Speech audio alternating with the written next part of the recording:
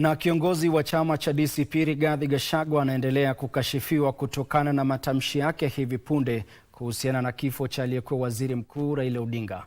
Viongozi na makundi ya kisiasa katika kaunti za Kisumu na Mombasa wamemkosoa Gachagua kwa kuingiza siasa kifo cha Raila Odinga, wakimtaka wasilishe ushahidi wowote anaoweza kuwa nao kwa asasi za uchunguzi baada ya kutoa madai yake kupitia vyombo vya habari.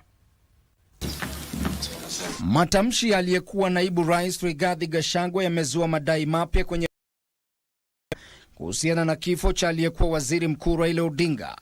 Katika kaunti ya Kisumu, wanachama wa bunge la wananchi wanasema Gachagua anapaswa kuepuka kutoa yanaweza kuibua machungu miongoni mwa wafuasi wa Raila. We want to tell the Rigathi Gachagua that we are still mourning Raila, and the family of Raila are still mourning their beloved father and the father of the nation. Kindly desist from this issue of talking about the death of Raila each and every time. Matamshi yaliyokaririwa katika kaunti ya Mombasa, ambako viongozi wa kisiasa walishauriwa kuruhusu asasi za uchunguzi kubaini ukweli badala ya kutumia majukwaa ya umma kutoa madai yanayoweza kuibua taharuki. Wewe kama unajua, enda DCI. Watu wote umetaja kwamba waliwawa. Wewe enda kwa DCI, eleza DCI nini ilifanyika. Hatutaki kujua propaganda. Haya yanajiri huku miungano ya kisiasa ikiendelea kushuhudiwa kabla ya uchaguzi mkuu wa mwaka ujao.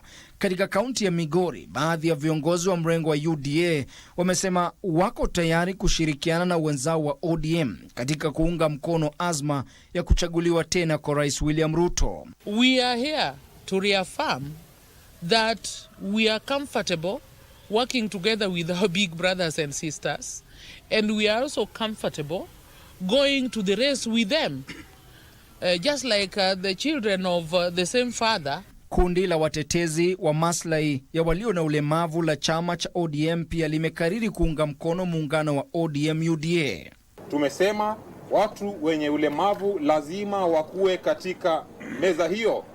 Lazima tukue hapo, tuzungumze, tujulikane nafasi yetu ni nini.